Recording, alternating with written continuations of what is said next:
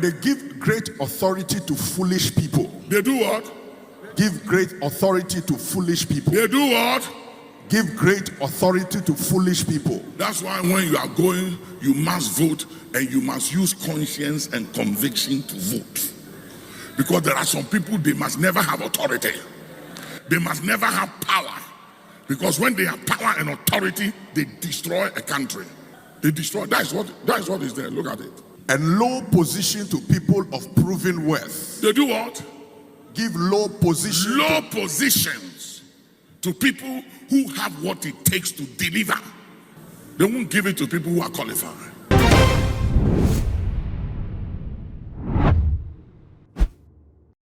Besin ne enko se ba beto abegana foda do na e na wo madwene ayomutanta wo se wo kwata ana wo ba adwa ni nyina enne kramufuo enne kristofo a eba beye issue e wo Ghana ha asofo binumu e kire se enwo se yeto aba e de makramoni na enwo se Christo ha esan se Ghana ha eye Christian nation ti so gba be di o mane so de a wo se nipa no ekoye Christo ni na video bi efi esofo pani Act Nicholas Duncan Williams so aba bonten no eno na Ghana foko hu video no mo church se ene enye konye no asama papa yi kan de kamya kwa akoye se o baake asofo na e kire se e wo se Christo ni ene bebedi o mane se busia ka ho ne konkote se ne esofo pani e ka asam na be koba enkomo wa kira e wo se yi. And they give great authority to foolish people. They do what? Give great authority to foolish people. They do what?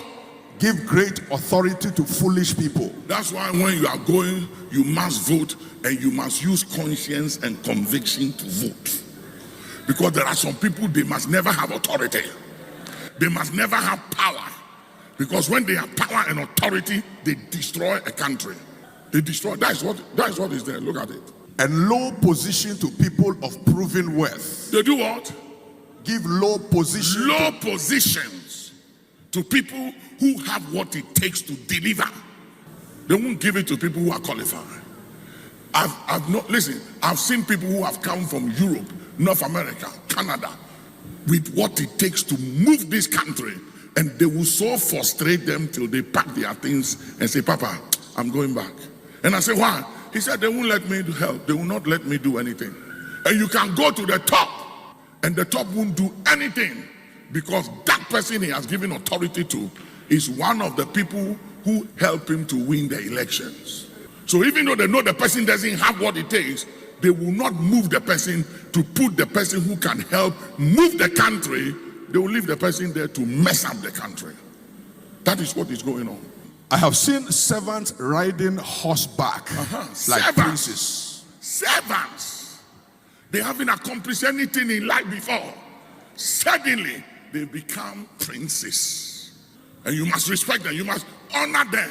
And if you dare dishonor, disrespect them, or say anything they don't like about you, they will use their money, social media, come at you, do everything to discredit and destroy you.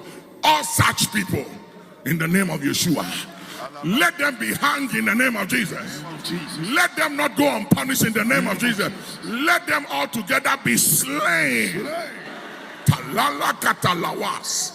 Ilanda kasun kifalahan wahasin kitunda kasalam.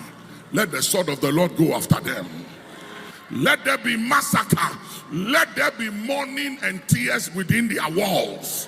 Hey, hey. Hey, let them know that they are mortal men and not God.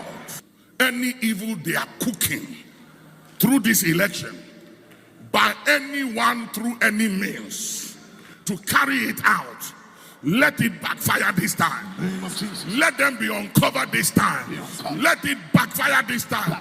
Let the angel of death oppose them this time. Put your hands together. Pray that prayer right now.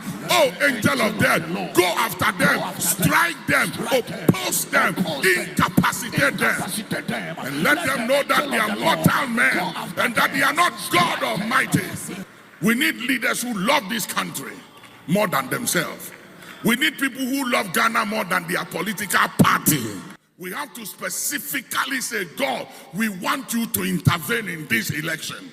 We want you involved in this election. We want you to intervene, step into the equation, prove to men that you are God. We are deploying, we are daring you, we are summoning you to step in this in this election, on that day, let their plans backfire. Let their keys and the weapons they are depending on, let it slip out of their hands. Let it elude them. Hey! Madakasa. On that day, whatever their intentions and their plans are to carry out an evil plan, they and all the people they have joined hands with, and they have spoken in secret, and they have planned evil against this nation, against justice, and against the good of this country. On that day, whether they are plotting in the air, on land, water, in the rocks, the fountain, anywhere, please stand on your feet. Let it backfire on that day. Put your hands up, pray that prayer. Let it backfire.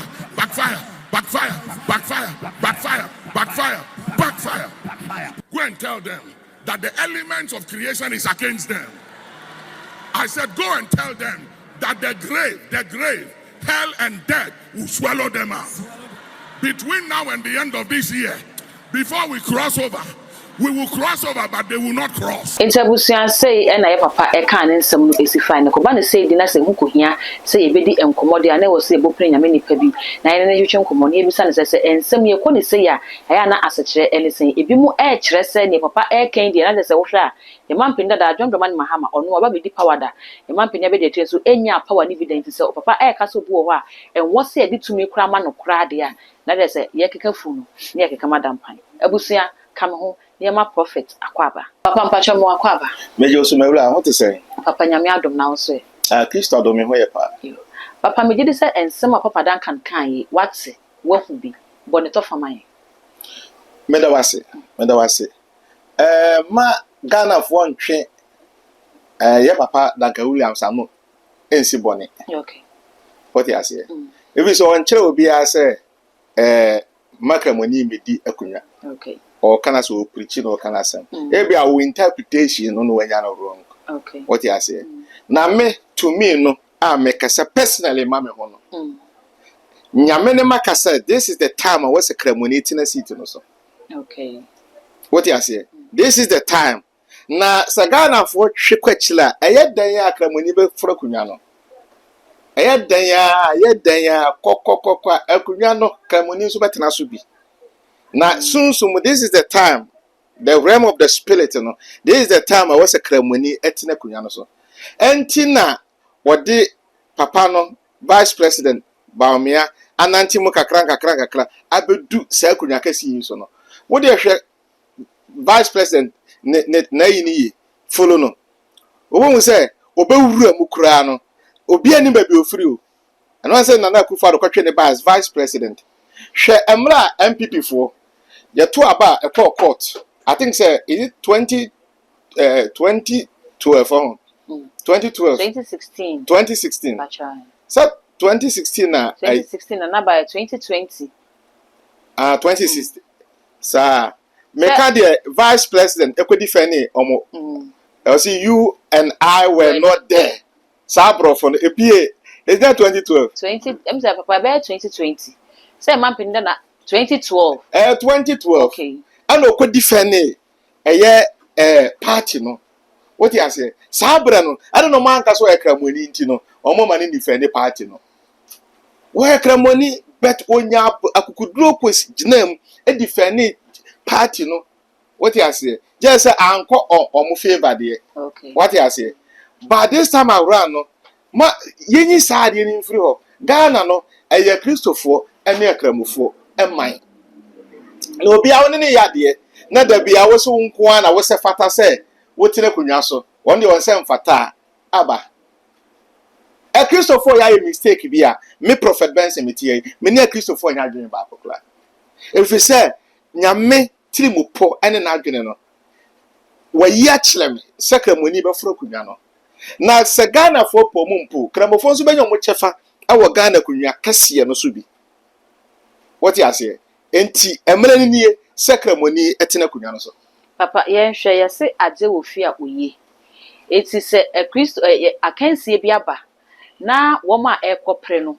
Yenya esoma hodo ni bi wom kramoni wom Kristo ni wom na se ade wo fi a oye na sa sofo komuti pam ho ka se okay akanse ya yekusi wo mu a esi akan no ye ntan wo mu ye ne mu ni asem na emom yen a Kristofo de ye pese enyonku Kristo ni na embedi oman no sifisi ye hwe oman ni mu a yen a Kristofo no yen na ye dooso enu ti se ye dooso na se ye kwasade a enwo se ye pene ema obi a won nooso no eba bedi yesu enkunim papa se asofo no ko omuti pam ho ka ne se ya senka wo mu nye boni o meda waso I wrong so asofo no ebeka say ye asofo nti no kramoni ba ye mane ma oman no enye bible ne edibu oman no ana enye koholan ene edibu oman no ade edibu oman ye fa constitution Ghana mamla constitution ene bu oman no na constitution no wo ye kramoni e chiw wo ye kristoni a e chiw what you say and the year obi na betre kunwa so no akofa koholan abebu oman what the constitution and abebu oman na constitution no in favor obi a the favor no obi a wo yes and the constitution ne se wonye den onye enti se oba MPP mu a ye wo akramofo ane ye wo kristofo wom woko NDC mu a ye wo akramofo ane ye wo kristofo wom woko judiciary sala mokano yes ye wo akramofo wom ane ye wo kristofo wom woko ye parliamenta ye wo akramofo ho ane ye wo akristofo ere ewo ho eno kire se ye ne akramofo ne akristofo no ye din sawoso na mprepi no ni nyina so ekabom na wie peye ama oman Ghana what you say na wo akristofo yen akristofo no me mfa me ho nka because me yesofo me kristoni yen akristofo no how many times ana kristofo abetena kunwa no so many occasions yen akristofo abetena kunwa no so many occasions na mra so se kamani ba ko yi ni ti abetena kunwa no ni ahwede kramofo betumi aye nso a eye 4 years ye makwan mo ono so mra bi mehwede obetumi aye na ye hu difference say kramofo omunya ade ana say say kramofo kra omutumi ye adwuma no what you say enti say Christopher ne panic de me prophet Bensi de me ne omunya adwuma kra ebi mo so kire say ye hwe bomb na ekoso owiase adodo na eye yenwan kramofo no na ya na wo moye enu nti say kramoni eba bedi Ghana so no Ghana na nkasa say o man no ye sheki deda wo mo peye deda na omunya aye enu nti say ye koto abade koma kramoni eba ebedi o man no so de ene na say ye twofo am na tonkwan mu de ama wo mo omo pe bone de o Ghana ha ebe ye easy de amom ko so omunya kramoni na di so me da wase mame nkase mi kiro me mfa nhye wutiri mu da say kramofo e ni pabonefo da enti sa kra e bia na wonya opportunity ni kramoni bi na nti mi fie ametim okay me ne malam pa na timi fie na malam no so sweet so good pacha de mecha what you say yes malam me ba small boy malam etumi kototo school bag ni ade books any ade or the becha bofra no Kristo ni hu se ni woni kramoni betena there will be peace sana kramoni so hu se ni woni Kristo ni betena there will be peace na de atie ni sani ewa akristofo a omunya papa no sani ewa kramofo nso omunya dai omunya papa enti me die miss die sunsu mu mahu ene nyoma nyame yi a kire me na de nyame yi kire me bia bamu no mesra oban Ghana say this is not a time I was here we etabarism ana say den some kind of religious you know say we nye kristoni we nye say no nyame sumum papa mu emwa oman Ghana emfa ye nkwachire de bekwachire ne say ye makwan na osum bia munipo benya opportunity so be president no ontumi ni what you say na ye mfa mpaebo enta na chi na nyame nti ebeye papa video bi so enam monten so a eno so ye hu se yenwa kramoni so campaign ono so ka se okay se kramoni na ekwa akogina de a ene wo se ye kramofo nyina ye kan ye hubom na ye to aba ne de ma no na owini na se sa break pa ho a ebre be mbiem ena kramoni betini aba eti se kramofo no call for mu de a ene se kristofo so call for mu de anko mu nye bone still me do ase me wura me ka santie me nkyira wo se akristofo no mo ka se omonso beto ama Kristo ni na ye boni o but the meche ni say a Kristofo ya tena kunya no so pi me mpese maboboni amampani pi o mabanyi na ya Kristofo okay we na eba we ye kramoni na wo no what we the a Christopher Bemi and Saba. Nakramani ba ko ba ususuro. Me shano me beti abe buobi. Okay. Oh. Na menyini ye na meti bebuo na se. Yese se wo pe silemoni asisi no.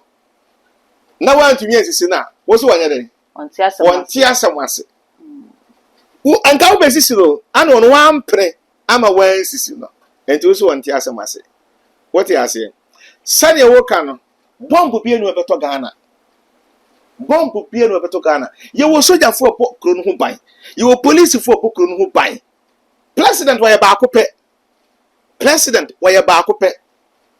What you say? Ye wo police fo, ye wo soldier fo, ye wo mo nam epo no so, ye wo mo nam hwiem, ye wo mo nam, omo nyina abɔ country no ho ban. Enti ade enti ne yesuro. Sabe ye kwa de sana se nimdie no ɛwɔ amambu ho no, ana Christopher nti ase ana. Okay. Because I didn't know before so anka say, okay, I Christo ni bedi so ayisuro. Na de na kremoni di obedi so ayisuro. Ma yenye nyaatwom. What you say? Na me yenye nipa bi ayisura de. Let me tell you my sister, we are my daughter, we are me back to her. Ma menka sam chiro. Se Ghana fo pe omo mpe. Kremoni betena kunwa so. Ghana presidential seat no. Kremoni so betena so bi. And it's high time a Christopher no best start I just atum say akunwa ne nya Christopher nko ade a na Kremoni so betumi adi akunwa ne bi. Na ba ne sa eba bua Christopher no so na se ye do betena so as a Christian a why onyoma yi na da hye uni na Kremoni ba ka so oh Christian ni ya de che Kremoni no. It is a no crab ba be susudia. Susudia amma ye hu say wo kokunwa no so a na wa anya ade a Kremoni ni pa na obaye ade chewa problem ho enti wo kwa so yele wo na aye adwuma as a child of God. Nti we kra kire se ye mampanya be de kira wo be se nyame ye nadom na otimi fa akonwa na saa adwene bi se Muslims ni ntimi nye president mu de bia nyeso mu de akire abedi akirefo no ebetimi ayi afi ma se Muslim bi wo saa ambition na ebetimi abie saa kwan ne de amawo Aya na me kasa me mpesa me kasa ma MPP fa se me ye campaign amawo ho but enka Muslims no this is the opportunity time. Okay. What you say? Na minimum campaign MPP for Nkromwe. This is the time also Muslim for we say. Yes, ye Muslim my ba betina kunwa no so bi. What you say? But I was say omo psychologically omo hu so we say anya kola no di bebu o ma no. What the constitution Ghana mamla no bebu o ma no. Ghana mamla na favor Kremofo. And in favor Christopher. Ye nyina favor ye. What you say? Ono na ebehwe say ekuru no antotuye bia bekoyi. What you say? Na ni tino oye Kremoni. The chila no sa keke. Na se na na di Kristo ni. What you abet na so 8 years. Na na Kremoni ba yewura Atamels. Se no e Kristo ni. Obetena so. Yewura Rollins. Na yewura Rollins kwa no e Kristo ni anase woye. No e Kristo ni. No e Kristo ni oh. No kwa sole oh. Papa Jerry. Omampani Kufuor so e Kristo ni. Omampani Kufuor so e Kristo ni. Oh, and you have a bob or Mampany Rollins aye Christoni, or Mampany Kufuor aye Christoni, or Mampany Atames aye Christoni, or Mampany Mahama aye Christoni, and Yabedu vice president or real Muslim. Okay. What you say? Anna Oba, my fast on some moment. Nti we nenye asori samu ne yehwe. There be Yehwe ne obetini abu o man no. You bet you aye adwuma. Yehwe ne okita policy no. Aha, you bet you aye adwuma. Die se no ewiase nyina efa he na eswishiko. Okay. What you say? Ewiase nyina efa he na eswishiko. You see global world village. What you say? And pa na US babia ni ate. Enti ha na ba ni nyoma o hihye no ebe ma competition ni wiase nyina ye no ebe favor yen. Anumu na wase adwene ni yehu se we na ba ebeboa na makwa sofu ya memenye campaign we na ba ebeboa we na ba ebeboa ba se question se Kremoni eni mamenka sam chilo enye Kremoni na betena so ebe me yato bombu bia se omo so beto bombu aho enye Kristo na Kristo ni ono edi na obeye bombu no betu akwachina na bombu betu akato bombu bia ni we beto bombu bia nto timi yenyi se asuro no free tirim se Kremoni betere kunwa so bombu beto bombu ni free Enti wo mo so a yɛka sɛ mampini abedi akyire befa kunya na saa LGBTQ+ mmerɛ yɛ da ho yɛ ase yɛ twentwen yɛ naase wo hu obetena so a ebetimi kura ba so obegye atom no enti mama Christopher ne nto baba ne ma no wo mo yɛka saa asɛm no so wo gye ne sɛ mawura na wo bisa me question ahụ na ɛyɛ me sɛ na kramofo asɔfo no wɛ hwɛ si ɛba no adwamansɛm ɛne saa nnwoma no a ɛne nkakramofo ɔmo yɛ street ɛwɔ ɔmo nnwoma ho okay woyɛ kramoni ba wontumi nhyɛ ataadeɛ bi akɛkɛw wote aseɛ wontumi nyɛ yɛnhwɛ yɛ ma ntaadeɛ ɔmo de kokɔ asɔle kramoni betu ahyɛ saa ataadeɛ akɔmɔks wontumi yɛka no mmara ɛne saa nnwoma no deɛ ɛne nkakramofo no deɛ yɛka yɛn meka no kora kyerɛw sɛ yɛmma hyɛ skirt na wɔte hɔ no wantena se yi a wobɛkɔ na anwomtofo a ɛto nnwom no wɔn skirt nti wɔn asa akɔpɛ handkerchief ɛde ɛyɛ tan kora ɛyɛ tan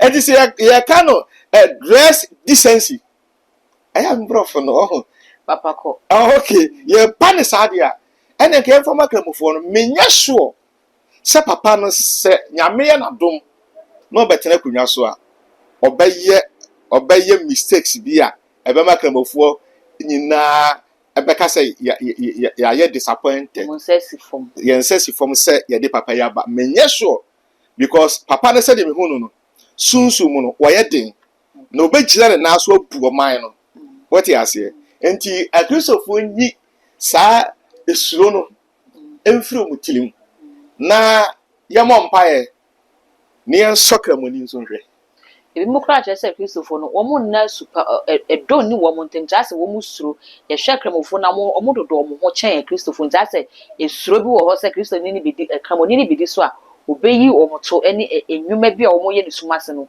obeyi wɔn to no mɛsrɛ sɛ yɛwura no sɛ nyame yɛ n'adom na ɔbɛforo akonnwa no a wɔnhwɛ na ɔma asɔle nkɔ so sɛdeɛ ɔnyɛ president na asɔle yɛ dɛn ɛkɔ so no wɔte aseɛ mɛsrɛ no paa na wɔnhwɛ sɛ ɔmaayɛ no sɛdeɛ yɛsi freedom of worship wɔnhwɛ sɛ saa adeɛ no ɛbɛkɔ so ayɛ dɛn akɔsukɔ no na nkɔfoɔ so sɛ ebi ɔbɛn na mmara bi yɛbɛhyɛ mmara bi na afei wontumi koraa nkɔ asɔle bi anaa wontumi nyɛ sɛ wate aseɛ but ɛno nso menyɛ sure sɛ ɔbɛyɛ wate aseɛ menyi ni sɛ ɔbɛyɛ saa because ɛyɛ system na ɛwɔ hɔ ɛyɛ mmara na ɛwɔ hɔ ana mmara no na emuvu president no you see ɛwɔ sɛ yɛ Christopher sɛ yɛ sua bibi fa amamu no ho because president no yɛahyehyɛ mmara bi ato hɔ a ɛno na ɔde bɛyɛ adwuma dɔɔ wɔ tumi nso sɛ wɔhyehyɛ mmara bi atutum wate aseɛ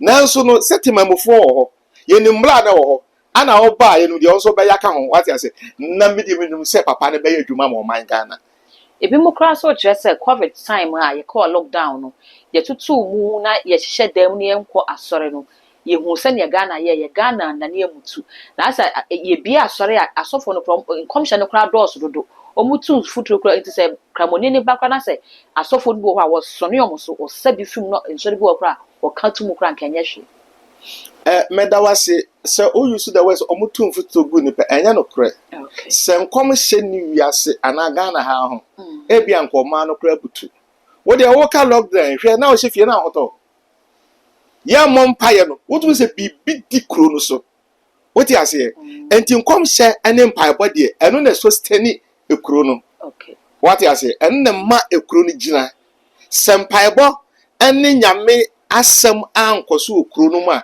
ɛbɛma sabe ekro no bɔbɔ dagya ɛno nkyerɛ sɛ president obedi so no yɛ kramoni nti na ekro no bɔ dagya na emom sekre nyame sam ene mpaebɔ no firi ekro no ma wote aseɛ enti media megidi sɛ Ghana no de nti ɔman ne kɔ nanim no ɛyɛ ensɔle ɛne adifo ɛne mpaebɔ a yɛbɔ kukuro no mu no ɛna ma ɔman Ghana ɛkɔ nanim kramofo yɛ ɔmo de ana Christopher nso ɛyɛ den ɛyɛ for example mimi sɛ metie yi sɛ yɛba na enkom hya obi kwat bi frɛ me kɛkɛ sɛ prof ka bibi fa me ho what you say de meka fa nipa no no wotu so na mo meboa no what you say enti nkom hya ne de ayale sɛ dwuma ne de ɛbɛkɔ so akɔpem sɛ yɛwura Yesu Kristo bɛba no yɛbɛkɔ so ahyɛ nkɔm yɛbɛkɔ so aka Nyame asɛm wote ase ɛno na Nyame afra yɛ sɛ yɛmɛyɛ deɛ mɛkyɛ wote ase but ɛwɔ sɛ yɛte aseɛ sɛ ekuro no yɛne akramofoɔ na yɛdan atim na sɛ ɔkɔmfobɔ ne hyɛ nkɔm sɛ kuro mmɔ nso a ɔno nso wɔte kuro no mu bi enti yɛnsua sɛ ne yɛne kramofoɔ ɛbɛbu ɔman ne atena asomdwiem sɛ enipa baako na no na bɛma ɔman Ghana atu anamo meme hyɛ nkɔm na mo 13 years ma hyɛ nkɔm abɛpem ne it doesn't matter the way president madwuma na meyɛ Nyame yi kyerɛ me amɛka wote ase sɛ Nyame anya nkyerɛ me ametime baabi once Nyame yi akyerɛ me ne de mɛka sɛ president a wɔyɛ Muslim Dr. Bamiaba na Nyame yi bibi ɛwɔ no ho kyerɛ me amɛka wote ase saa na sɛ Kristo ni ba Mahama ba na sɛ Nyame yi bibi ɛfa no ho kyerɛ me amɛka wote ase and mɛka nso without any fear na menim sɛ kramoni nso bɛta so mɛka without any fear na no na bɛma ɔman no yɛhu sɛ ampa yɛyɛ ɔman a yɛyɛ nuanom ne yɛdodɔ yɛ ho na yɛkɔ so saa enti yɛnyi suro mfiri hɔ papa yɛbɛbɔ wura sunsum nneɛma ne a wotini yɛ ne bi na memisa wɔ ntwa to na afei yɛmu wura sunsum ne yɛhwɛ osusu sɛ ne ɛkɔ so yi sɛ ɛkɔba ne sɛ yɛma mpanya bɛdi akyi a ɔyɛ Muslim no otimi ba bɛfa akonnwa ne di so a Kristofo ma amamu na yɛ den amanana me da wase ɛnyɛ possible amamu no deɛ sɛ Nyame na si ɔmmla no amamu no bɛkɔ smooth ɛbɛyɛ fɛ papa no sɛ de mehu osunsum no so ɔbɛtena akonnwa no so aho ɔbɛbu ɔma no fɛfɛɛfɛ na da bia meka sɛ yɛmfa nhye etilim sɛ ɛnyɛ obi na ɛba abɛyɛ kuro ni yio ya timamufo no so na wɔsɛ yɛ kuro ni yie wote ase na yɛba no election Nyame tinimupɔ no yi obi sɛ at this point in time no ɔnhwɛ kuro ɔnyɛ kuro ni ti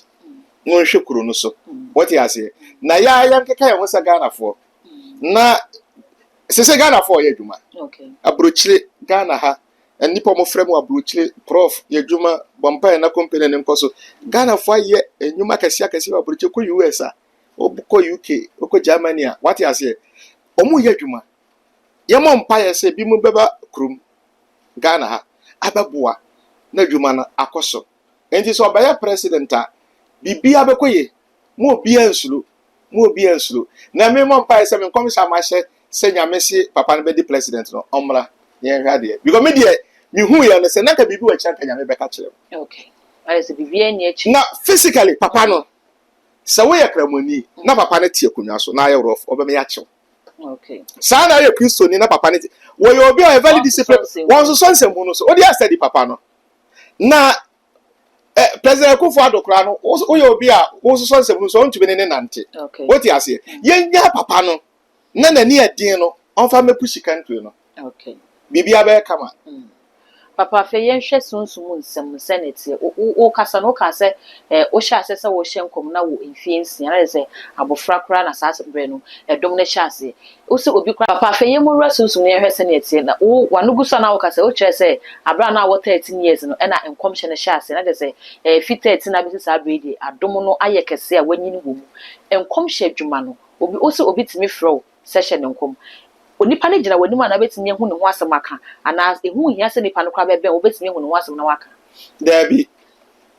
barrier bi anim sɛ ɔwɔ US so ɔwɔ UK so ɔwɔ Italy Germany baabi ɔwɔ bia no once nipa no afrɛ na ɔte voice ne deɛ saa connection no ɛyɛ dan ɛwɔ hɔ na deɛ tie ne sɛ wɔsɛ Nyame kasa fa nipa no ho ɛno ana hia that say the Lord odinfo bi a wonya that say the Lord woyɛ torofoɔ ma Nyame nkasa me ofrɛ me na Nyame nkasa me ka kyerɛ sɛ mawura Nyame nka hwemfa ho ba ofrɛ me na Nyame akasa meto so say na Nyame ka na say ne yɛ ɛbɛyɛ yi what you say ana fe silence sɛ ɛyɛ ankɔfo like solution is very important we you hear ni ufro difo wo person is skani ade ne yɛ mo abe skani what you say we yale wa afro difo ade ne yɛ mo wa wo ho bɛyɛ dai ɛbɛtɔ What you say? By uncle for Sunny me shank come them to resolution unity. And Hannah the Ali with mammy, if you remember me and if you remember papa, what you say, they want to know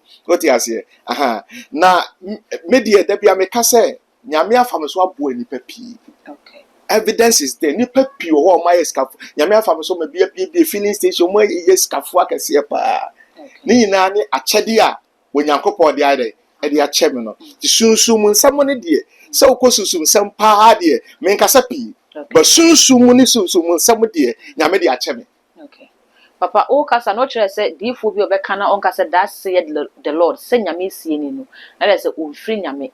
And commission be no one said, dear Fubi, I say, maintain so be a shank, what I say, men are messy, and I assume it's next will be a cause that said the Lord. In so near Benya that woman and what the end in Where I some way there be a meccan. When you follow up your cassa, the work can air day a bem. Na I feel so. Instantly.